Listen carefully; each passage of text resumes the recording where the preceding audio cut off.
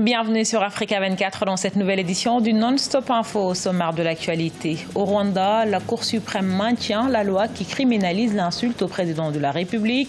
Malgré la requête des activistes demandant son rejet, la juridiction a maintenu cette législation à polémique instaurée en 2018. En Côte d'Ivoire, 616 milliards de francs CFA vont être alloués aux revendications syndicales, une enveloppe qui intervient en réponse aux multiples grèves récemment observées dans le pays. Et puis retour sur la 9e édition du Gala Emma Steel Show. À l'honneur cette année, l'indétrônable pagne tissu aux 1000 couleurs portées également par la nouvelle génération de créateurs. La Cour suprême du Rwanda maintient la loi qui criminalise l'insulte au chef de l'État. Insulter le président constitue depuis 2018 une infraction pénale, ce qui est jugé comme étant apparenté à l'injure ou à la diffamation et assorti d'une peine pouvant aller jusqu'à 7 ans de prison. Une législation qui fait polémique, mais rien d'anticonstitutionnel a estimé la Cour suprême, juridiction qui a rejeté la requête dénonçant cette législation. Reportage de notre correspondant à Kigali, Fratenda Kiaisanga. Elles étaient nombreuses, les lois qui bafouaient la constitution du Rwanda selon des experts, notamment la loi sur la liberté d'expression et la liberté de la presse. Après l'approbation du nouveau code pénal en août 2018, plusieurs membres de la société civile ont signalé des dispositions qui n'étaient pas en conformité avec la constitution. Un cabinet d'avocats a même saisi la Cour suprême sur quelques articles du nouveau code pénal. Il y avait 3 articles qui allaient à l'encontre de la constitution du pays, surtout celle sur la liberté d'expression. Notre argument à la Cour était l'article 15 de la Constitution qui encadre l'égalité de tous devant la loi. Donc, ce n'est pas correct que la loi puisse protéger les autorités plus que tous les autres citoyens. Le verdict de la Cour suprême a invalidé les articles 154 et 233 portant atteinte à la liberté d'expression et de la presse. Cependant, la Cour a affirmé que les insultes ou la diffamation à l'encontre du président de la République constituaient un crime, une décision qui a donné suite au débat. Dans un communiqué, le président Paul Kagame a lui-même cité qu'il n'était pas d'accord avec la décision. C'est très bien que le président ait pu s'exprimer en tant que citoyen, même s'il respecte la décision. Cela montre qu'il comprend que tout n'est pas toujours à propos de lui, que les citoyens ont un mot à dire. Cela est vraiment impressionnant car il a demandé à ce que les débats s'enchaînent et peut-être qu'un jour cette loi sera amendée. La loi stipule que quiconque insulte le président de la République est passible d'une peine de 5 à 7 ans de prison et une amende allant de 5 millions à 7 millions de francs rwandais. De l'avis de plusieurs citoyens comme le président Paul Kagame, il serait préférable de traiter de tels cas dans des tribunaux civils. Quelques semaines après la suspension de la grève des fonctionnaires en Côte d'Ivoire, le gouvernement a débloqué une enveloppe cumulée de 616 milliards de francs CFA. L'objectif est de mieux répondre aux revendications concernant les salaires en provenance des différents syndicats du pays. Les précisions de Ange Bijounomignon.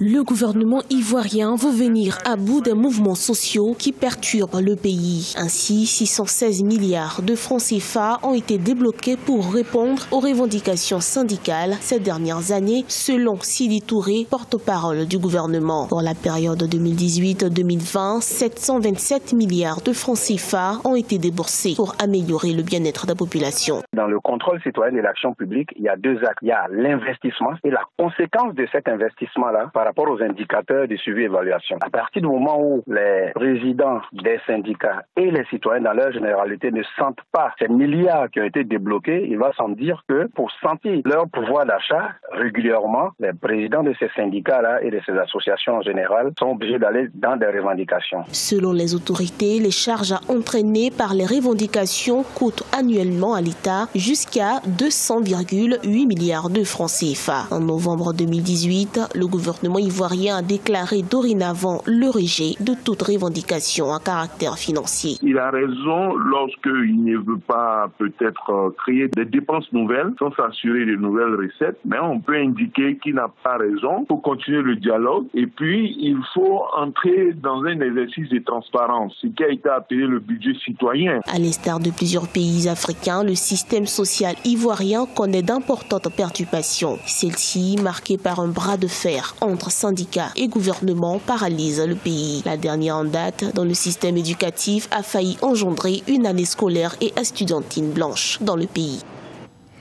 Toujours en Côte d'Ivoire, la 12e édition du FEMOA, Festival des musiques urbaines d'Anoumabo, s'est achevée dimanche 28 avril. Cet événement soutient l'éducation à travers un programme de construction d'écoles. Pour cette édition 2019, le groupe Magic System, organisateur du FEMOA, a mis sur pied une école primaire dans le village de Bayekou-Bassi à Gagnoa. Il s'agit de la 6e école primaire inaugurée par les artistes. Visite guidée avec notre correspondant Olivier Conan. Éduquer un enfant, c'est bâtir une nation. Cette maxime est la pierre angulaire de l'action sociale du groupe musical Magic System. Dans la droite ligne du FEMUA, Festival de musique urbaine d'Anoumabo, Magic System construit des écoles primaires pour contribuer au succès de la politique éducative en Côte d'Ivoire. Depuis 2015, a été instaurée l'école obligatoire pour les enfants de 6 à 16 ans, mais le pays est confronté à un déficit de classes dans l'enseignement primaire. Ce n'est pas quelque chose qui va faire seulement plaisir à ce petit village, mais c'est quelque chose qui va contribuer aussi à sortir des futurs cadres de ce pays. Donc c'est toujours important. L'investissement dans l'éducation est l'un des investissements les plus durables. J'ai eu de très belles rencontres avec les fils de ce village et cela a impacté la carrière qu'a eu Magic System. Pour la représentante de la ministre de l'Éducation nationale, la construction de cette école dans le village de Bayekou-Bassi, à 6 km de la ville de Gagnoa, au centre-ouest du pays, va participer au développement et à la cohésion sociale de la Côte d'Ivoire. Offrir une école, c'est contribuer au développement du pays. Il y a plus d'enfants d'allochtones qu'autochtones, mais tout le monde vit en bonne intelligence et je pense que c'est la Côte d'Ivoire. L'école de 9 classes du village de Bayekou-Bassi a coûté environ 110 millions de francs CFA. C'est la 6e école primaire inaugurée par le groupe Magic System à l'occasion du Festival de musique urbaine d'Anoumabo qui s'est achevé par un concert dans la ville de Gagnoa. La mode africaine a été mise à l'honneur lors de la 9e édition du défilé de mode Emma Style Show organisé dans la capitale sénégalaise Dakar. Stylistes, modélistes et amoureux de la mode ont répondu présents à ce grand événement panafricain qui a réuni près de 500 participants. Pour cette édition 2019, de jeunes stylistes africains ont été mis à l'honneur. Retour sur cet événement avec Ange Bijonomegnon. Pour sa 9e édition, le gala annuel Emma Style Show a encore rassemblé divers acteurs de l'industrie de la mode à Dakar. L'événement, qui se veut un rendez-vous caritatif, a été placé sous le thème « Le pagne tissé dans la haute couture ». Le Burkina Faso est le pays qui aura été à l'honneur pour cette édition. J'ai choisi comme thème le pagne tissé parce que, vous savez, le pagne tissé, il est fait en Afrique et ça fournit du travail. Vous voyez, il y a des femmes dans les villages, partout, qui tissent, il y a les tisserands. Et il fallait faire la promotion de ce pagne. L'union fait la force. Et nous, les créateurs, nous devrons être unis pour faire la promotion de la mode africaine. Le gala Emma Style Show aura également été l'occasion de présenter les jeunes talents en stylisme, modélisme, issus du tout premier incubateur des jeunes entrepreneurs de la mode et des arts textiles du Sénégal. Ils ont bénéficié 3 mois durant d'une série de formations pouvant leur permettre de s'insérer dans la vie professionnelle. Je suis une jeune styliste encore, je cherche encore ma voie. On essaie de percer dans le milieu et de voir ce qui plaît aux gens et de le faire en ajoutant notre touche personnelle, une touche originale qui est propre à chacun. En fait, je me suis découvert une passion pour la mode. Participer au Emma Style Show 9, c'est une chance, je dirais. Du coup, c'est par rapport à ça que j'ai appelé ma collection Grâce. La 9e édition du gala Emma Style Show aura une nouvelle fois marqué les esprits. Un défilé de mode, des prestations musicales et autres expositions ventes. Une trentaine de créateurs de mode ont pris part à l'événement. Prochain rendez-vous en 2020. À la page sport, 2 ans après la grande équipa sacrée au Gabon, le Cameroun U17 surfe lui aussi sur la vague de la gagne ce dimanche 28 avril en Tanzanie. La sélection nationale des moins de 17 ans s'est installée à son tour sur le toit de l'Afrique. En finale de la CAN U17, les jeunes lions indomptables sont venus à bout des Guinéens de retour à Yaoundé. Ils ont été accueillis par la population et notre correspondante Viviane Baoken suivait son reportage. Les Lions cadets, sacrés champions d'Afrique de la Coupe d'Afrique des Nations des U17, sont arrivés à Yaoundé ce lundi 29 avril 2019 avec leur trophée. La pluie qui arrose leur entrée triomphante dans la cité capitale n'empêche pas aux fans de prendre possession des rues de Yaoundé pour venir les acclamer. Sur les visages, la joie est perceptible. Comme vous voyez, nous sommes ici pour célébrer les Lions U17 qui ont remporté la Coupe d'Afrique des Nations. Pour cette victoire, je veux que tous les Camerounais, nous puissions les supporter. Les Lions U17 nous ont montré la route pour aller en Égypte, pour aller en France. Les Lions indomptables reviennent de Tanzanie avec de belles performances. Outre le trophée final, le meilleur joueur de la compétition est issu de cette jeune sélection camerounaise. Steve Régime Voué, sacré meilleur joueur, honore doublement le pays.